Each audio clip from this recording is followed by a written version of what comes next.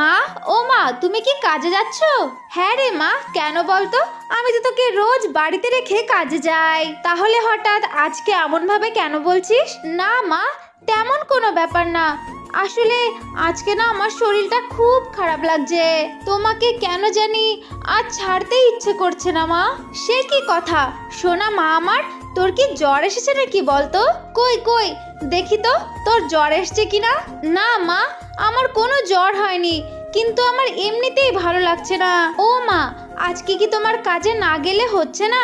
আমার সাথে তুমি একটু সময় থাকো না মা। আরে পাগলি মেয়ের কথা শোনো, এখন আমি যদি কাজে না যাই তাহলে রাত্রে কি খাবি বলতো? তুই এখন বাড়িতেই থাক, আমি বিকেলের আগে চলে আসবো, কেমন? আচ্ছা ঠিক আছে মা, তবে কিন্তু তুমি তাড়াতাড়ি ফিরে আসবে, ঠিক আছে? এরপর মা টুনি টিঙ্কুকে বাসায় রেখে কাজের জন্য বাইরে চলে যায়। এরপর বিকেলের আগেই মা টুনি তার বাসার দিকে ফিরে আসে। মা, তুমি এসেছো মা?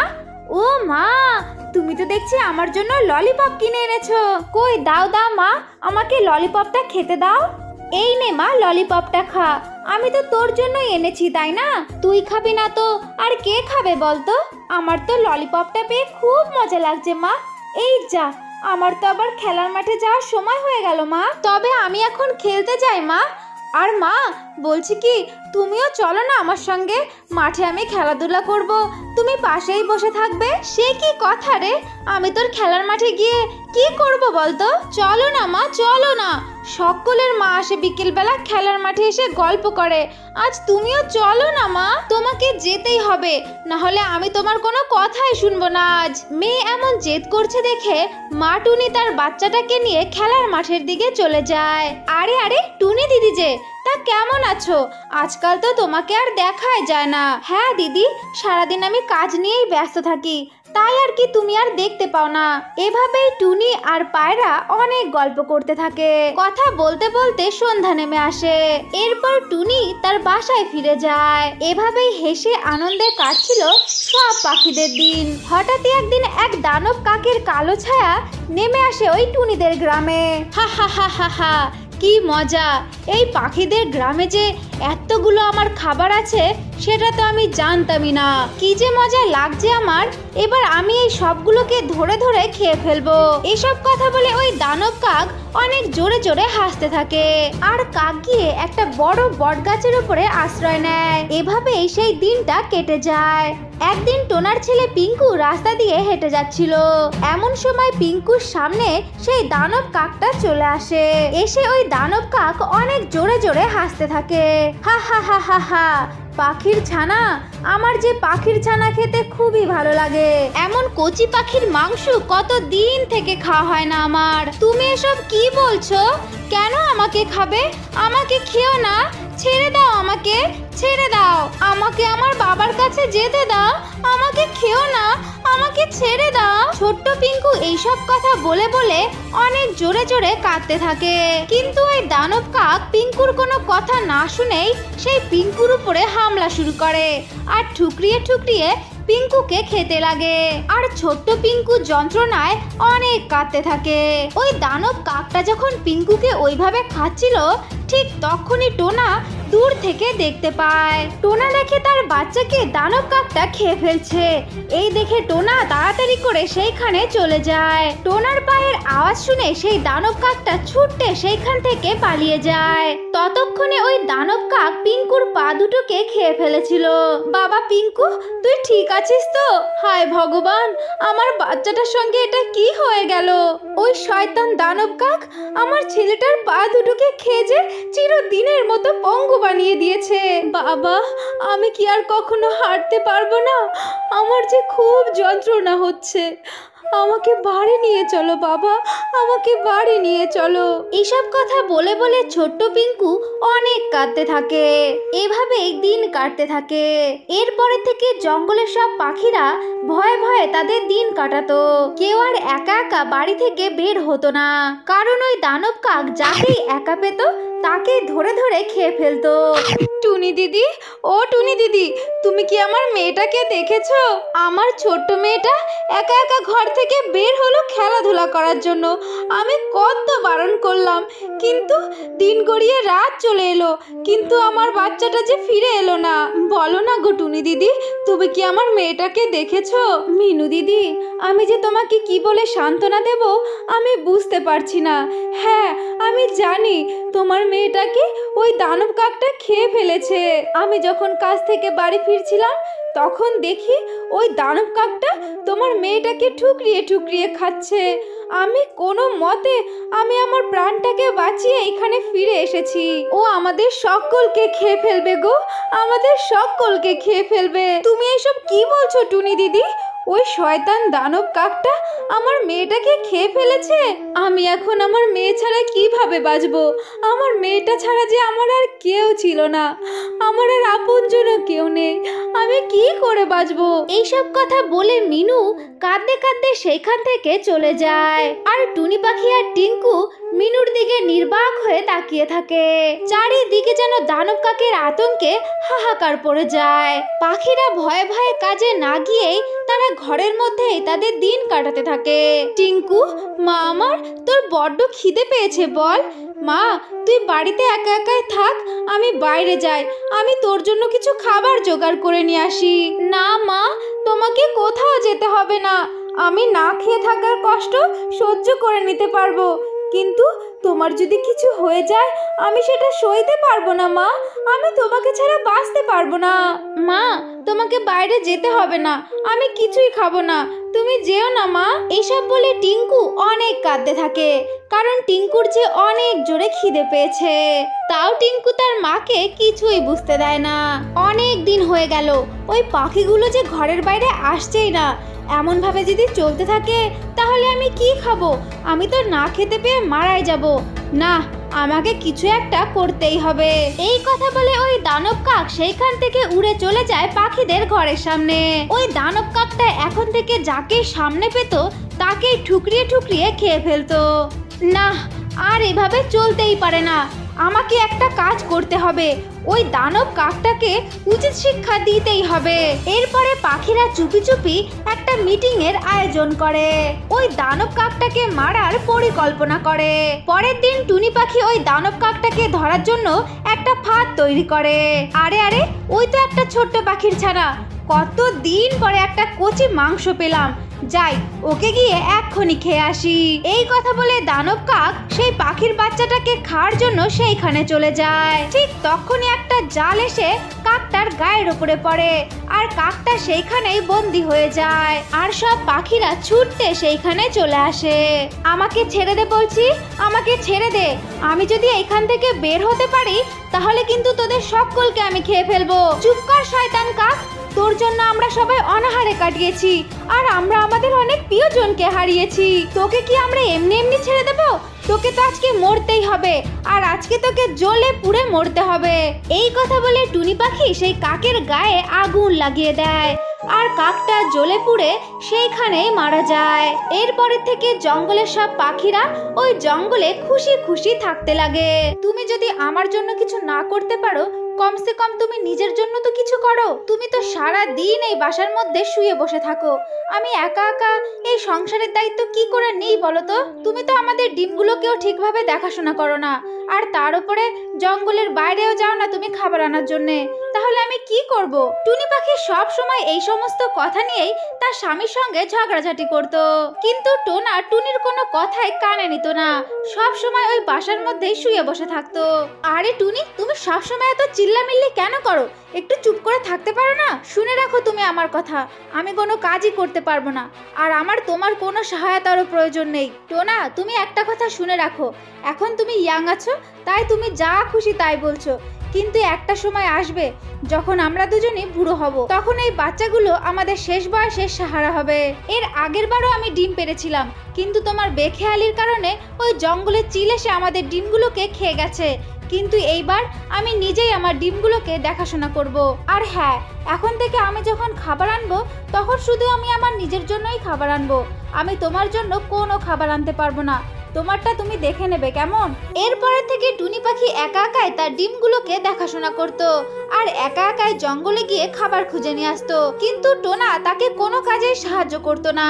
টোনা, আমার মনে হচ্ছে আমাদের ডিমগুলো থেকে খুব তাড়াতাড়ি বাচ্চাগুলো বাইরে বেরিয়ে আসবে, তাই তোমাকে একটা কথা বলি, তুমি মন দিয়ে শুনো। এখন আমি ডিমের থেকে কোথাও যেতে পারবো না। এখন যে ডিমগুলোর আমাকে খুবই প্রয়োজন, এই জন্য তুমি এখন থেকে বাইরে যাও আর গিয়ে খাবার খুঁজে নিয়ে আসো। তোমার পরিবারের দায়িত্ব নাও তুমি। এরপরে থেকে টোনা জঙ্গলের বাইরে খাবার খুঁজতে গেলে সে নিজেই নিজেরটা খেয়ে তার বাড়িতে ফিরে আসতো। টোনা, তুমি আমার জন্য কোনো খাবার এনেছো? না টুনি, আমি তোমার জন্য কোনো খাবারই আনিনি, কেননা আমারই তো অল্প একটু দানা মিলেছিল, আর সেগুলো খেয়ে যে আমার পেট একদমই ভরেনি। এখন মনে হচ্ছে আমি যদি আরো কিছু দানা পেতাম তাহলে খেয়ে আমি আমার খিদেটা মিটিয়ে নিতে পারতাম। টুনি পাখি তার স্বামীর মুখে এই সমস্ত কথা শুনে ভীষণ কষ্ট পায়। সে সকাল থেকে সেই ডিমগুলোর পাহারা দিচ্ছে না খেয়ে। সে ভেবেছিল তার স্বামী হয়তো তার জন্য কিছু দানা নিয়ে আসবে। না, আমাকেই কিছু করতে হবে। এই ডিমগুলোর জন্য যে আমাকে বেঁচে থাকতে হবে। এই টোনার উপরে ভরসা করে আমি কোনো কিছুই পাবো না। ওই টুনি পাখির বড্ড খিদে পেতে থাকে, কিন্তু খাওয়ার মতো তার বাসার মধ্যে যে কিছুই নেই। আমি যদি খিদের জ্বালায় মরে যাই তাহলে আমার এই ডিমগুলোকে কে দেখাশোনা করবে? না, আমি একটা কাজ করি, ওই সুন্দরী কাকের বাসায় চলে যাই আর ওর থেকে কিছু সাহায্য চাই, দেখি যদি আমাকে সাহায্য করে। এই কথা বলে সুন্দরী পাখি সেই সুন্দরী কাকের বাসার দিকে চলে যায়। সুন্দরী বোন, তুমি আমাকে একটু সহায়তা করবে? তুমি তো জানো আমার স্বামী কোনো কাজ করে না, আর আমাদের জন্য কোনো খাবারও নিয়ে আসে না। আর এখন আমার ডিমগুলো থেকে বাচ্চা বেরোনোর সময় এসে গেছে, তাই আমি আমার ডিমগুলোকে রেখে বাইরেও যেতে পারবো না। তাই আমি তোমাকে অনুরোধ করছি সুন্দরী বোন, তুমি যখন তোমার জন্য খাবার খুঁজতে যাবে তখন আমার জন্যও কিছু খাবার নিয়ে এসো। আমি তোমাকে কথা দিচ্ছি সুন্দরী বোন, আমি যদি বেঁচে থাকি তাহলে তোমার এই উপকারের প্রতিদান আমি তোমাকে অবশ্যই ফিরিয়ে দেব। আরে টুনি বোন, তোমাকে আমার কাছে এত রিকোয়েস্ট করতে হবে না। অবশ্যই আমি যখন খাবার খুঁজে আনবো তখন তোমার বাসায় গিয়ে আমি তোমাকে কিছু খাবার দিয়ে আসবো। এখন তুমি একটা কাজ করো, এখান থেকে কিছু খাবার নিয়ে যাও আর গিয়ে খেয়ে নাও, তাহলে তোমার শরীরে যে শক্তি চলে আসবে। তোমাকে তো দেখে মনে হচ্ছে তুমি সকাল থেকে কিছুই খাওনি। তোমাকে অনেক ধন্যবাদ সুন্দরী বোন, তুমি আমাকে সাহায্য করলে, এটা আমি চিরদিন মনে রাখবো। এই কথা বলে টুনি পাখি সেইখান থেকে কিছু দানা নিয়ে তার বাড়িতে চলে আসে। আরে টুনি, কোথায় গেছিলে? হ্যাঁ, আরে এ কি দানা, এতগুলো দানা তুমি কোথা থেকে নিয়ে আসলে? হ্যাঁ, এখন আমাকেও দানা দাও, আমারও খিদে পেয়েছে। আরে টোনা, তোমার লজ্জা করে না? আমি যে সকাল থেকে কিছুই খাইনি, এখন আমি কিছু দানা নিয়ে এসেছি, এটাও তুমি খেতে চাও? এই কথা বলে টুনি পাখি দানা খেতে শুরু করে। ঠিক তখনই তার স্বামী সবগুলো দানা নিয়ে খেয়ে ফেলে। শুনে রাখো টুনি, এই বাসাটা হচ্ছে আমার। তুমি যদি এইখানে থাকতে চাও তাহলে দানা এনে সবার আগে তুমি আমাকে দেবে, আর তারপরে যদি কিছু বাঁচে তখন তুমি সেটা খাবে, কেমন? আর তুমি যদি আমাকে দানা না দিতে চাও তাহলে একটা কাজ করো, তোমার এই ডিমগুলোকে নিয়ে তুমি এখান থেকে চলে যাও। আরে টোনা, তোমার এই সমস্ত কথা বলতে একটুও লজ্জা করে না? তুমি যে এই বাচ্চাদের বাবা হবে সেই খেয়াল কি তোমার আছে? শুনে রাখো টোনা, একদিন তুমি বুড়ো অবশ্যই হবে, তখন তোমার এই ডানায় কোনো জোর থাকবে না, তখন তুমি খুব পস্তাবে, দেখে নিও। আরে টুনি, তুমি বেশি বক্তৃতা দিও না, যখন আমি বুড়ো হব তখন এটা তখন দেখা যাবে, এখন একটু চুপ করে থাকো তো। এইভাবেই বেশ কিছুদিন কেটে যায়। সুন্দরী কাক টুনি পাখির বাসায় কিছু দানা নিয়ে আসতো, আর সেই দানাগুলোকে রেখে সেইখান থেকে চলে যেত। ওই দানাগুলোর মধ্যে থেকে বেশিরভাগ দানাই টোনা খেয়ে ফেলতো, আর তারপরে যা বেঁচে থাকতো তাই ওই টুনি পাখি খেয়ে নিত। এইভাবেই আরো বেশ কিছুদিন কেটে যায়, আর টুনি পাখির ডিমের মধ্যে থেকে ছোট্ট ছোট্ট দুটো বাচ্চা বাইরে বেরিয়ে আসে। আরে আমার বাচ্চারা যে ডিম থেকে বাইরে বেরিয়ে এসেছে, আমার বাচ্চারা কত সুন্দর, ও মা কি কিউট, আমার নজর না লাগে। টুনি পাখি তার বাচ্চাদেরকে দেখে বড্ড খুশি হয়। এর কিছুক্ষণ পরেই রাত হয়ে যায়। রাত হওয়ার সাথে সাথেই টোনা আবারও টুনি পাখির সঙ্গে ঝগড়া করতে শুরু করে। আরে টুনি, যাও জঙ্গলের বাইরে যাও আর আমার জন্য কিছু খাবার নিয়ে আসো, আমার বড্ড খিদে পেয়েছে। আরে টোনা, তুমি এসব কি বলছো? আমি আমার ছোট ছোট বাচ্চাদেরকে রেখে বাইরে কিভাবে যাব খাবার আনতে? তাও ওরা আজকেই জন্ম নিয়েছে, এখন ওদের একদিনও হয়নি, তুমি আমাকে এমন কথা কিভাবে বলতে পারো?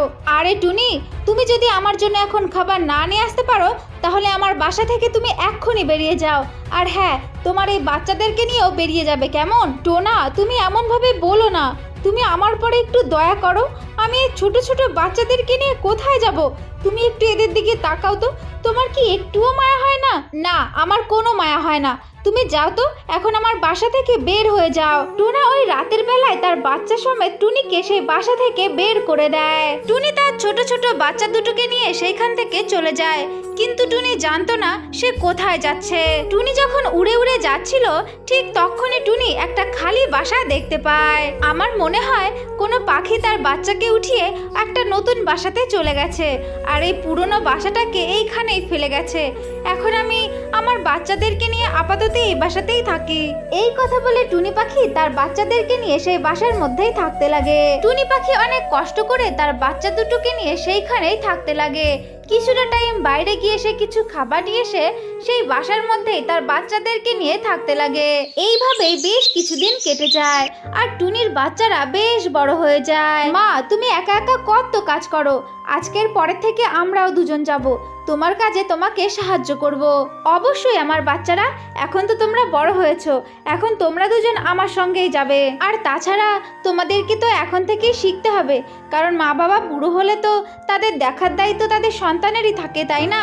কিন্তু মা, আমাদের বাবা কোথায়? বাবাকে তো দেখি না। বাবার কথা তোমাদেরকে কি বা বলবো, তোমার বাবা যা আমার সঙ্গে খারাপ আচরণ করেছে সেটা না বললেই নয়। যেদিন তোমরা জন্মগ্রহণ করলে ঠিক সেদিনকাই তোমার বাবা আমাকে তার বাসা থেকে বের করে দিয়েছে, শুধুমাত্র আমি তার জন্য খাবার নিয়ে আসিনি বলে। মা, সবই বুঝতে পারছি, কিন্তু তাও আমি একবার যেতে চাই যেখানে আমরা জন্মগ্রহণ করেছিলাম, সেই জায়গাটা আমি দেখতে চাই মা।